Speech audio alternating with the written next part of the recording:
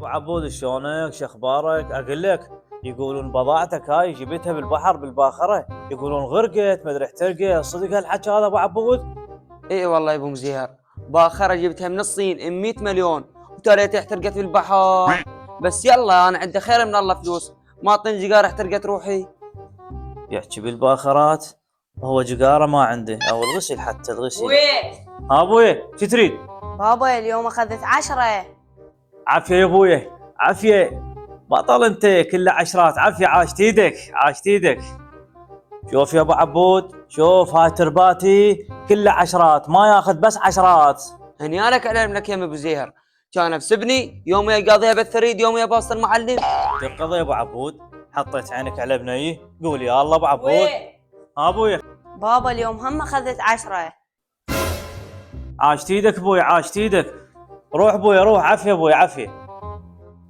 هنيالك يا ابو مزيهر على هذا بنيك، كان بسبني مقضيها بس على الثريد. يا هاي الفروق، شوف الشطرات يوميا ما اخذ له 10، كان بس حظي. صديق كذي ابو عبود؟ قول يا الله. شاته صار لك ساعه تسولف بالسفن والباخرات والملايين، اخر شيء حطيت عينك على بنيه. وين؟ ها ابوي شو تريد كل ساعه جايني؟